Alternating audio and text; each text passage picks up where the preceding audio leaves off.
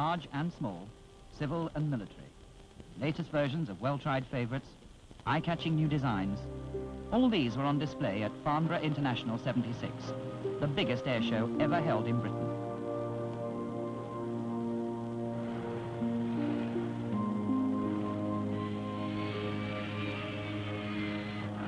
Pilots flew their aircraft from all over the world to take part, often a lonely mission, leaving family and squadron behind. Disadvantages of being a naval pilot, I guess.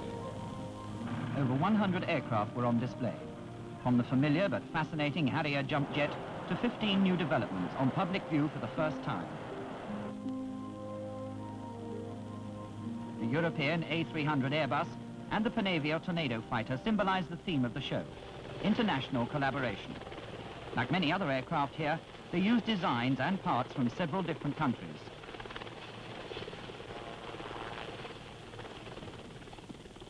The highlight of the show is always the flying display.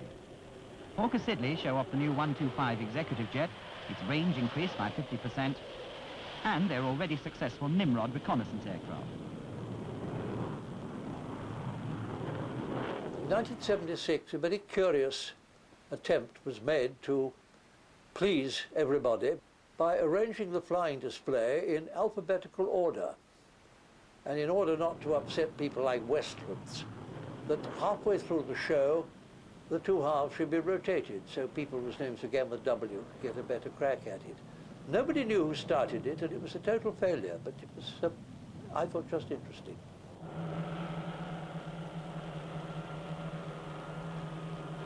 Helicopters are always well in evidence, from the ever-popular Westland Lynx to the smallest flying machine at the show, the new Wisp. Remotely controlled, it carries a camera for inspection and reconnaissance work.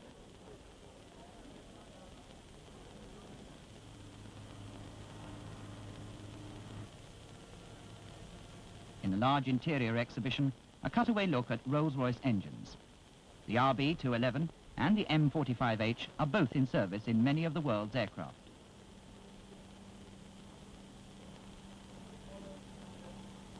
From Northern Ireland, Shorts Brothers have brought the new SD330, a more powerful development of their Skyvan, seating 30 passengers in a wide-bodied cabin.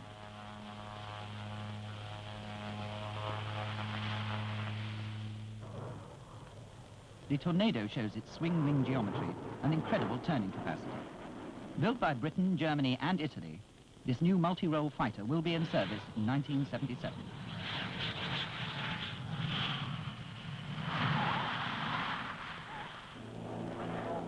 The Trilander, latest model from the successful Islander range, has strength and maneuverability. A small passenger airliner ideal for use in difficult terrain.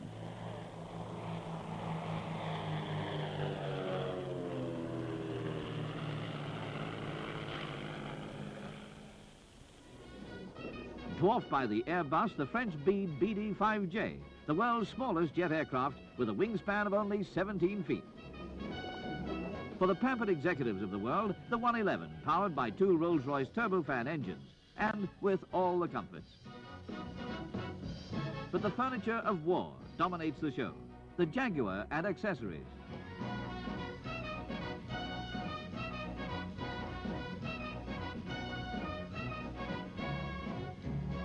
Collaboration between Britain and France produced the Jaguar.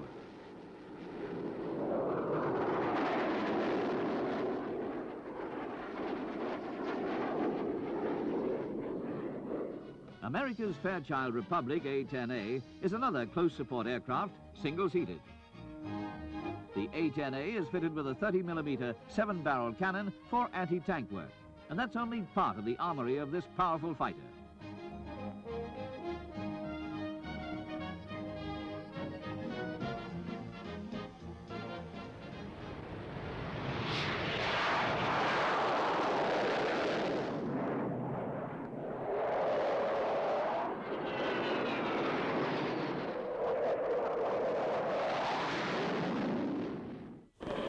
A Saab fighter from Sweden demonstrates a difficult takeoff.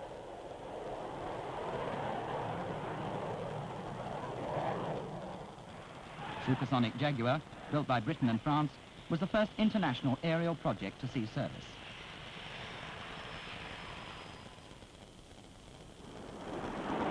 Pilot training is made easier using the versatile Hawker Siddeley Hawk. From America, McDonnell Douglas have bought the YC-15, a transport which can land in 1.5 times its own length.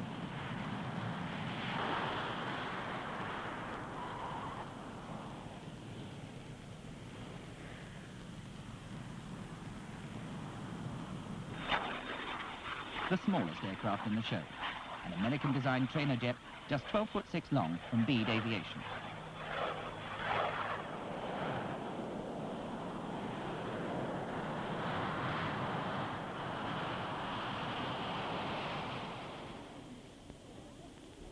Visitors from overseas are attracted to the Bulldog from Scottish Aviation. Bulldog and the updated Bullfinch are extremely strong, versatile light aircraft for aerobatics, training or transport.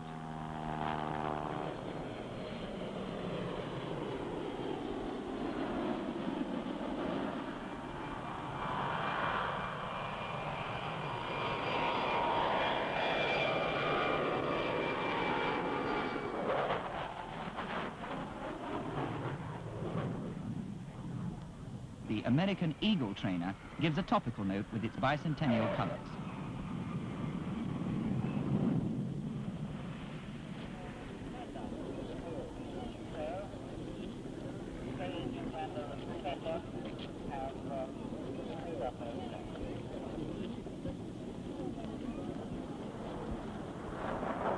No Farnborough is complete without the Red Arrows Aerobatic team.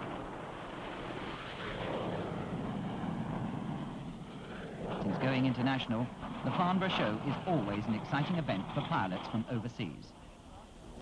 He operates the weapon system and I fly the aircraft. Today, providing information to me in the front seat to help me out in the air show, airspeeds and altitudes, and keeping an eye on what's happening outside the aircraft.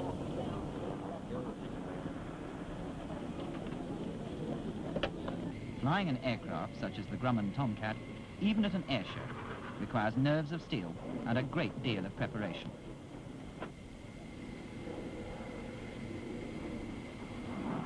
Tomcat is a naval plane, capable of Mark II at 56,000 feet. Its swing wings give great maneuverability.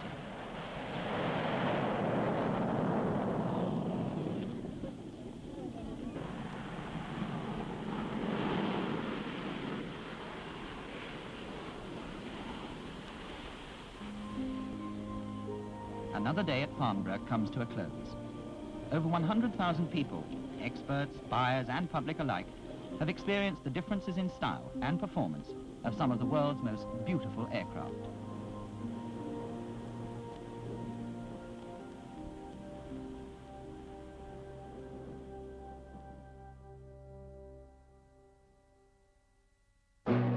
The vast green spread of Farnborough, the biggest aircraft showroom in the world.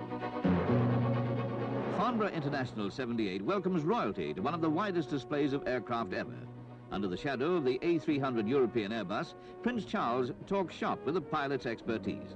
His brother Prince Edward listens and learns. The A300 is the first wide-body craft built for short and medium routes.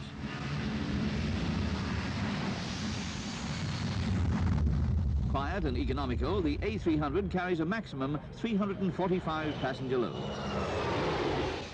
One of the most popular short-haul jetliners, the BAC 111. So far, 220 have been built and sold. The twin-jet business aircraft, the HS 125.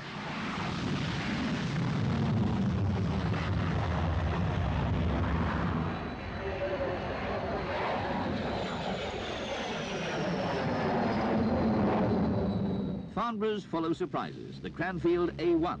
It's the only British aircraft, and one of the few in the world, designed solely for competition aerobatics.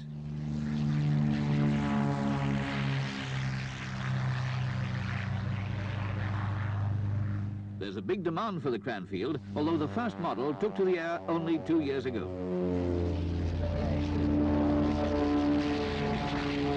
Demonstrating how short takeoffs and landings have become all-important in aviation, from Air Italia, the G222 military transport powered by 2 turboprop engines.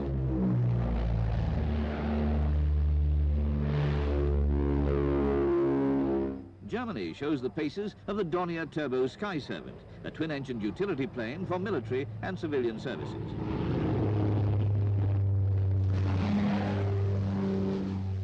A kind of slogan at Farnborough this year is get up and come down and a sixpence. The Swiss Pilatus Turbo Porter almost does just that.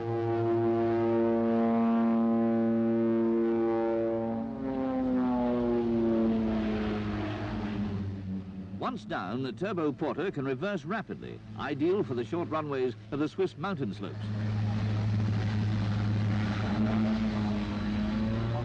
Appearances are deceptive. Canada's bulky de Havilland Buffalo can heave itself rapidly into the air with extraordinary agility for its size.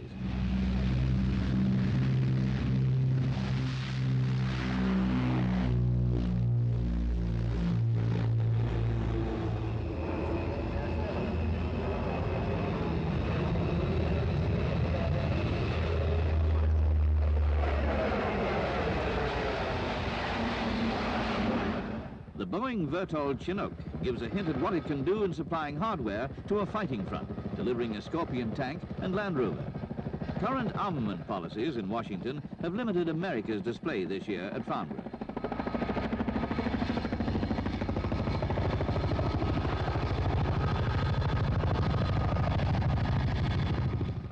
Enter the Sea King, the largest helicopter produced by Westland. Also the Lynx anti-submarine helicopter. And an Army utility Lynx.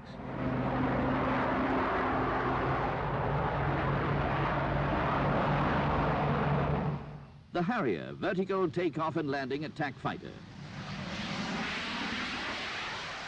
This jump jet demonstrates its new ski jump launch technique, which provides more operational effectiveness, allowing a greater fuel or weapon load to be carried using a short takeoff area. One of the more spectacular events at the 1978 Farnborough was the departure of two heavily loaded Harriers off the ski jump erected on the middle of the airfield. We couldn't get the whole aircraft carrier in. And the fact that Maurice Serre, giving a brilliant demonstration the previous year on one of the small French aircraft, had requested that he be allowed to take off and land on the ski jump. None of us doubted that he could do it, but it was just too late. There was no room to get him into practice as the rules provided. And so one of the most wonderful shows at Farnborough never took place. A new sight, the delta shape of France's Mirage 2000, at once graceful and deadly.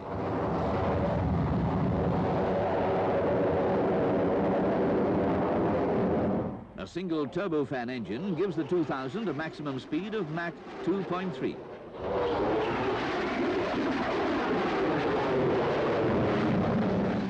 Showing its versatility by taking off on grass, the Jaguar tactical twin-jet Striker trainer.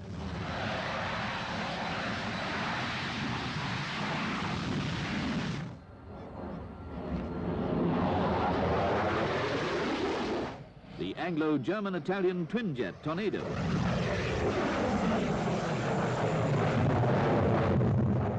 The swing wing allows the Tornado to take off and land on relatively restricted spaces. Farnborough flies on, spectacular, breathtaking, always packed with surprises. Magnificent, the greatest air show on earth. And finally, Hawker Siddeley and the British Aerospace Corporation finally climbed into bed together, and British Aerospace was born. The final merger had taken place.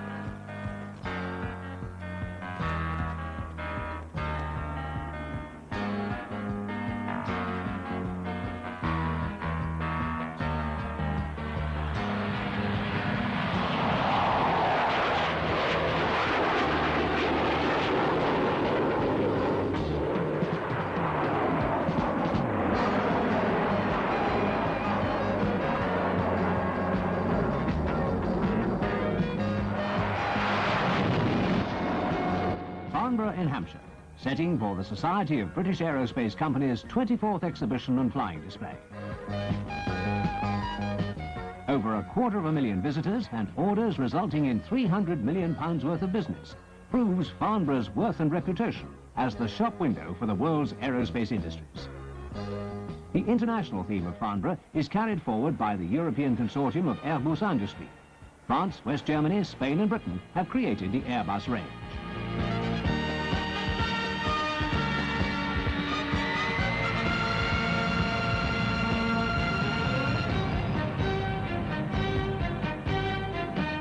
The medium-haul version of the A300 Airbus has a very low noise level, a range of 3,000 miles, and can carry 269 passengers in unexcelled comfort.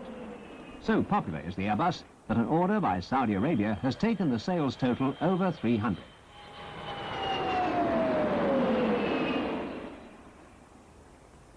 A flying duet by Aerobatic of Italy. A two-seat jet trainer, and its new variant in Italian Air Force colours, a single-seat ground attack trainer.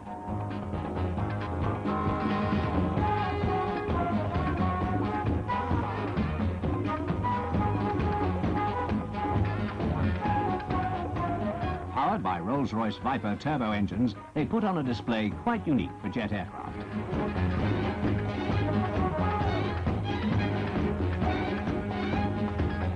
Smoke generators under the wings create unusually delicate swirling patterns and smoke rings across the sky.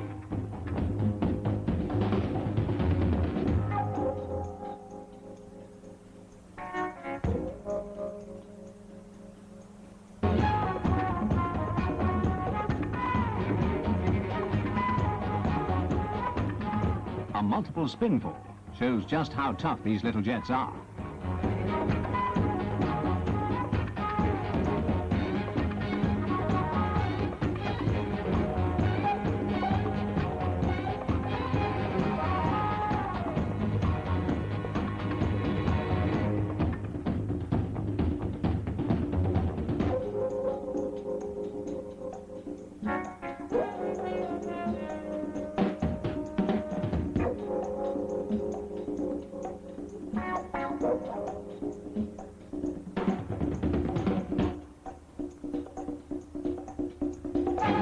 In contrast, the Super Mirage 4000, making its first presence felt at Farnborough.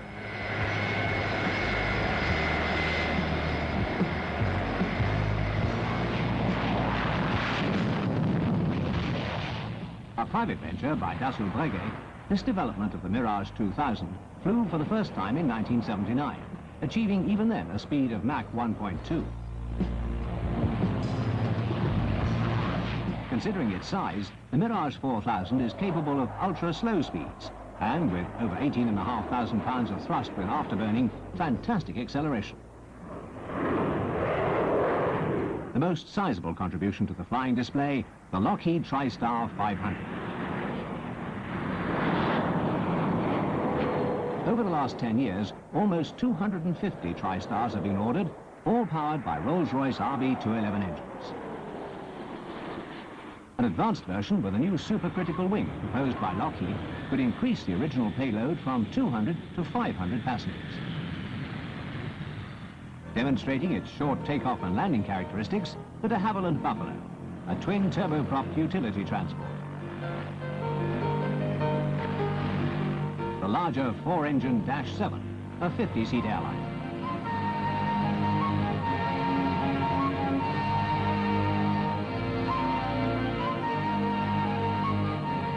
Both these low-noise Canadian aircraft are excellent at fuel economy and are ideal for use in rugged conditions when their short takeoff and landing abilities are put to the test.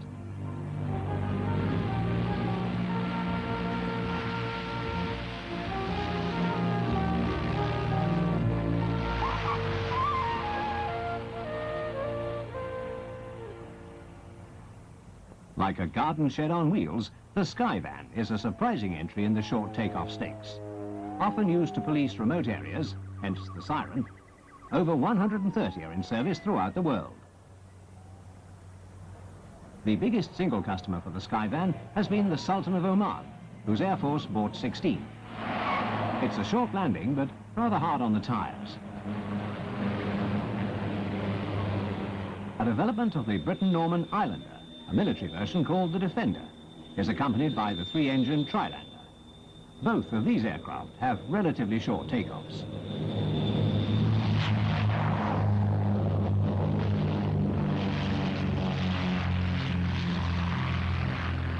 In its maritime configuration, the Defender has a nose radome and newly installed Allison turboprop engines.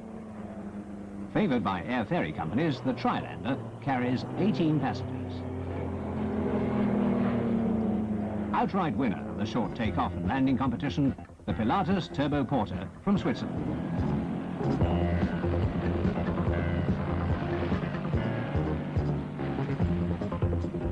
It just pulls itself up into the air.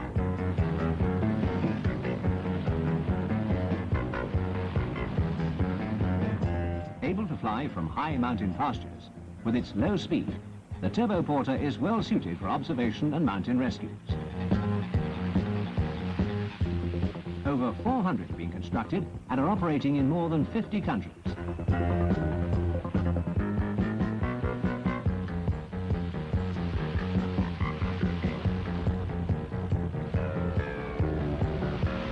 On landing, the plane can reverse back to the end of the landing strip, ready for takeoff. No runways at all for the Bell Cobra. Its advanced 4-bladed rotor system gives a top speed of almost 200 miles per hour. The Cobra was designed for the United States Army as a gunship for strikes against armoured vehicles. Representing the British Overseas Trade Board, the Duke of Kent showed great interest in the new Westland WG-30. A high-capacity helicopter with a completely new airframe powered by 2 Rolls-Royce GEM turboshaft engines, the WG-30 can carry 22 troops or 17 passengers at airline standards. The Royal Navy has 17 Mark II Lynx helicopters ordered for anti-submarine duties, and the Mark I, in service with the Army, has completed a wide range of weapon trials, including anti-tank missiles. Developed from the Sea King, the Westland Commando demonstrates its lifting power by transporting a snowcat, complete with trailer. Not to be outdone, a parking problem is solved by the little Hughes 5000.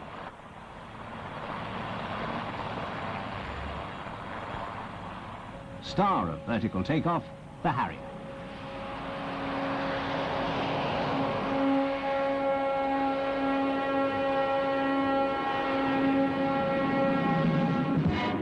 Designed to operate with maximum effectiveness from small, unprepared sites, already the RAF has 4 operative Harrier squadrons. The Royal Navy's first squadron of Sea Harriers have been operating from the new command cruiser HMS Invincible. The Sea Harrier is equipped with Ferranti Blue Fox radar and carries Sidewinder missiles for its fighter role and the Sea Eagle standoff missile for anti-ship strike.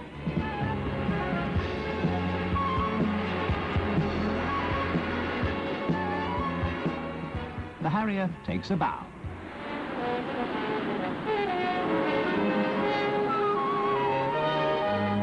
It's come a long way since the first attempts at vertical takeoff became a reality with the Flying Bedstead prototype over 25 years ago.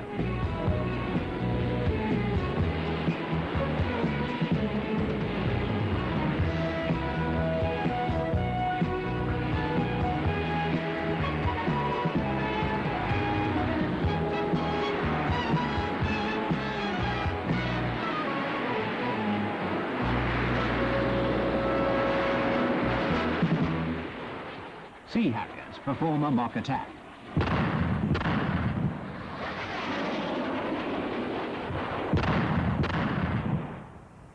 A tribute from the historic flight of the Royal Navy, the Fairey Swordfish torpedo bomber. Hero of many fleet air-arm battles of World War II, this is the only Swordfish still flying. In contrast, the awe-inspiring F-15 Eagle of McDonnell Douglas.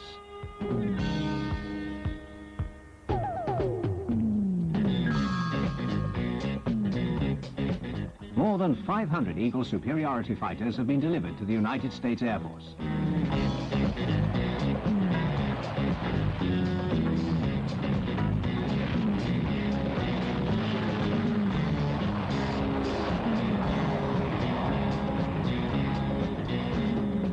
capable of speeds in excess of Mach 2.5, it has a rate of climb of 33,000 feet per minute.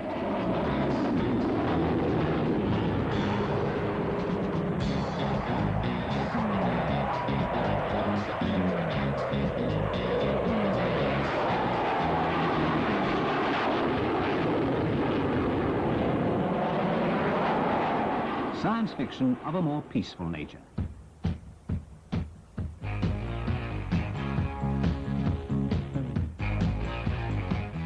The novel PIC-20 from Finland is a sailplane that's self-launching.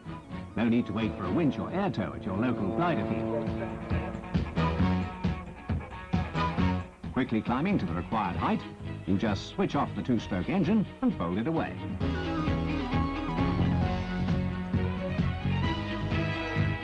You then have a 15-meter high-performance glider to soar around in, with an engine on hand if you should lose the thermals.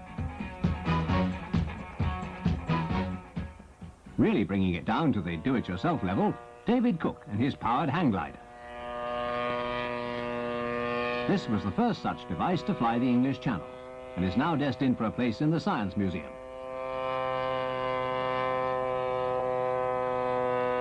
Back to real power. From Sweden, the impressive Viggen.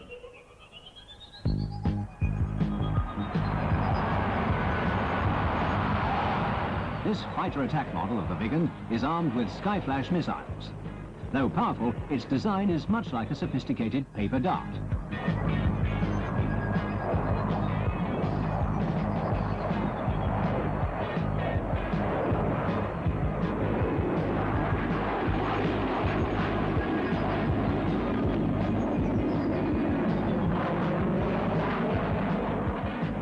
The most unusual plane at Farnborough, the Edgeley Optica. This flying goldfish bowl is tailor-made for aerial observation. Behind the three-seater cabin, the 180 horsepower Lycoming engine drives the ducted propulsor, giving speeds between 60 to 110 miles per hour. The initial cost and relevant fuel and maintenance charges are 1/3 those of a comparable helicopter. With its superb all-round visibility and an endurance range of up to 10 hours in quiet, vibration-free comfort, the Edgeley Optica is perfect for air surveys. A hair-raising demonstration by the Valmet Vinka, a military trainer from Finland.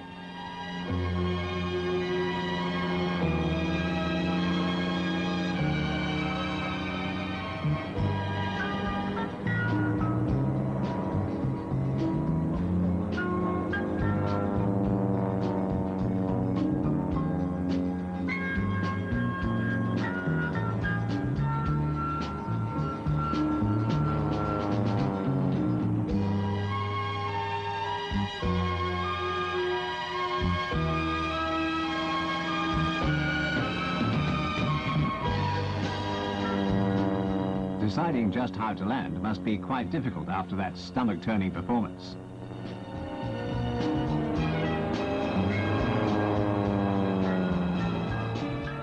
General Dynamics F-16B, newly named the Fighting Falcon. A Pratt & Whitney turbofan gives the F-16 25,000 pounds thrust with afterburn.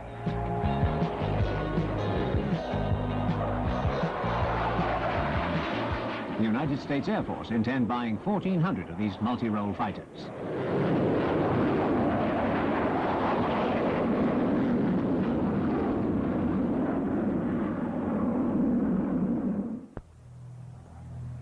Recalling earlier passenger flight, a 1943 de Havilland Rapide arrives from South Africa.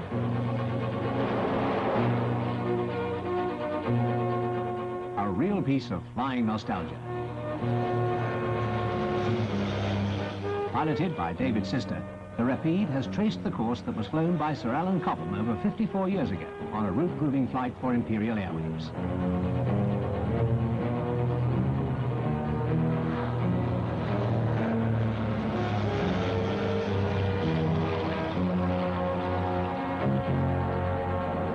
Flying the flag for British Aerospace, Concorde makes a special guest appearance.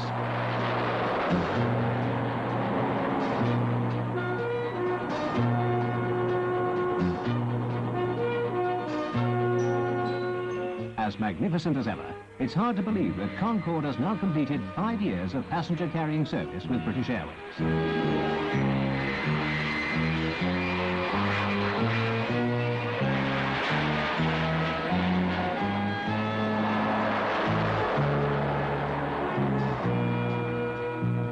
Leading the range of British Aerospace airliners, the less stylish but extremely versatile HS748.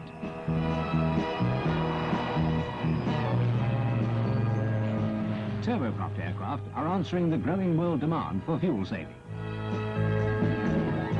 The Rolls-Royce Dart engines of the new Series 748 enable up to 58 passengers or 6 tons of cargo to be carried with economical efficiency. The HS125 with low fuel consumption turbofan engines. Able to carry 8 passengers and their baggage at a cruising speed of Mach 0.75 with a range of 2,600 miles, the 125 is very popular even in the competitive North American market. An updated version of the turboprop Jetstream 31, a workhorse commuter airliner carrying up to 19 passengers. The quiet arrival of the RAF's latest and most expensive acquisition, the Nimrod, airborne early warning patrol aircraft. Large radomes in the nose and tail are packed full of sophisticated detection equipment which will pick up ships and low-flying aircraft at ranges up to 300 miles.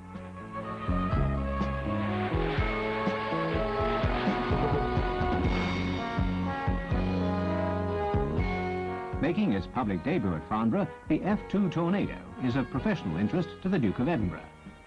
There are 2 versions of the Tornado. This is the air defence variant, armed with Skyflash missiles and a new air intercept radar that detects aircraft at all altitudes.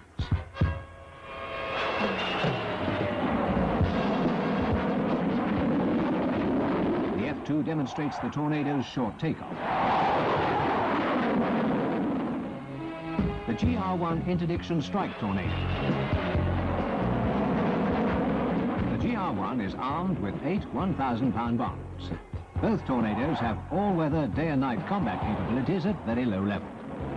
With their variable geometry wings and reheated turbofan engines, they can fly at speeds in excess of Mach 2.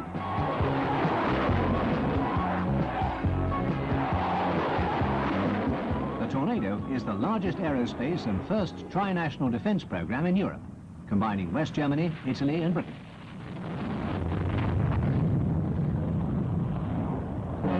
The impressive range of armaments for the Jaguar International, the export version of the low-level strike aircraft now in service with the French and Royal Air Forces. The Jaguar is able to operate from short, semi-prepared or even grass runways.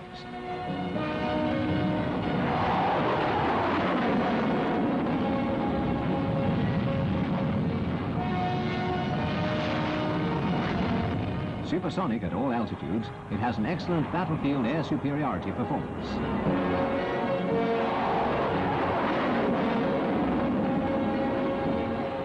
At present, there are 5 Jaguar squadrons based in Germany and 3 at RAF Coltishall.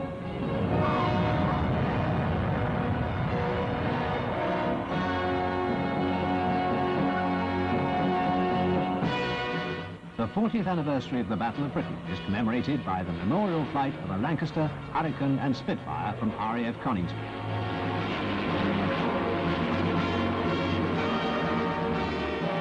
A modern salute to the RAF, the world-famous display by the Red Arrows.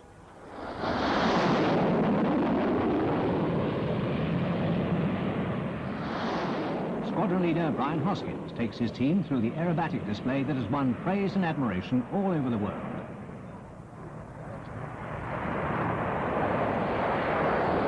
This year, the Red Arrows have made 1, or rather 9, major improvements. Their well-known Nat aircraft have been retired after 16 years' service and have been replaced by the British Aerospace Hawk. The Farnborough Air Show of 1964 saw the Nats perform formation aerobatics for the first time. The Nat did nearly 1,300 displays and visited 19 countries.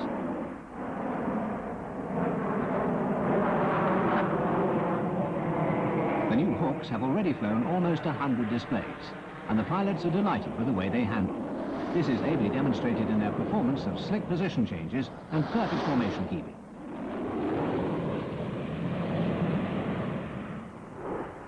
the wine glass roll.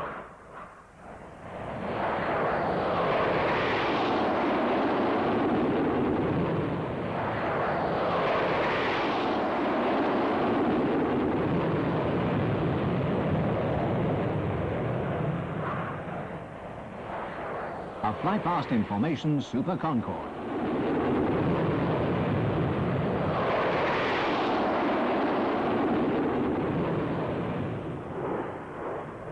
A change from Arrow to Diamond 9.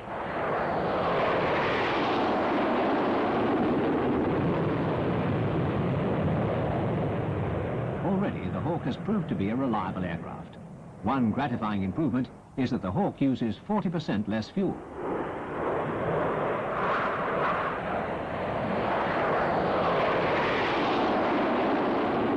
Whatever the aircraft, the pilot still needs strong nerves and immediate reactions, matched by the relaxed skill of the profession.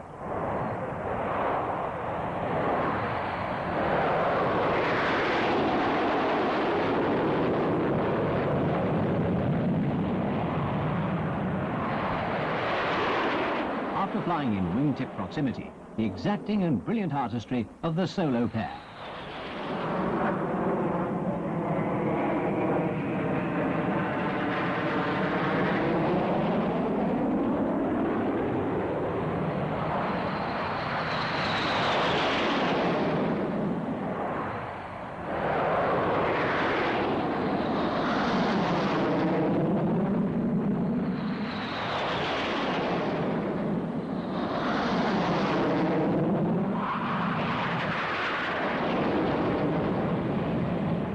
For the most part, the displays are not flown at high speeds, but the aircraft can nevertheless vary between 50 feet above the runway to 5,000 feet in a matter of seconds.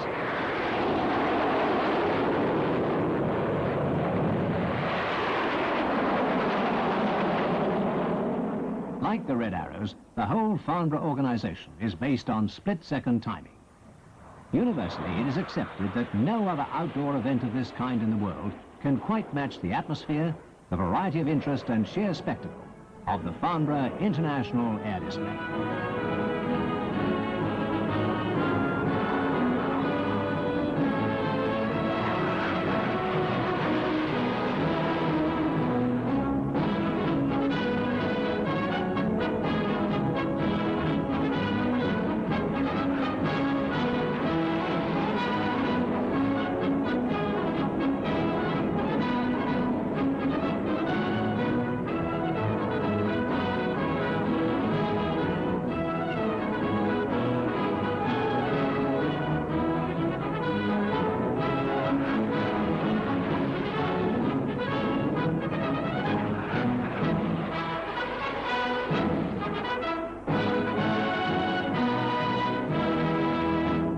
'80 was a fairly standard year. The stand of the European Space Agency showed LSAT, the multipurpose communication satellite which is planned to be launched in 1984.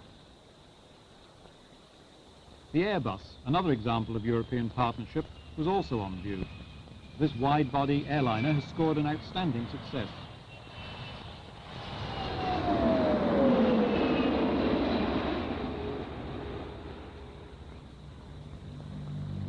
The crowds always love the flying display at Farnborough, and this year was no exception, with over 100 aircraft taking part.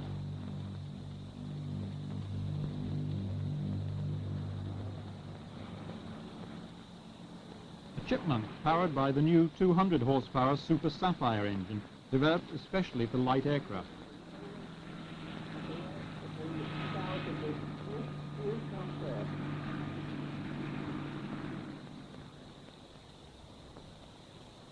This is Optica, one of the most unusual aircraft at this year's Farnborough.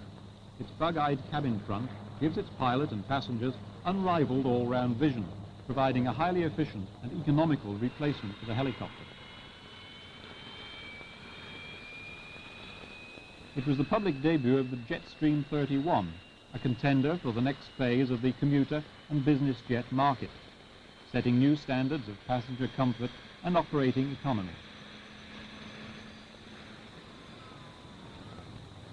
Even Concorde paid a flying visit.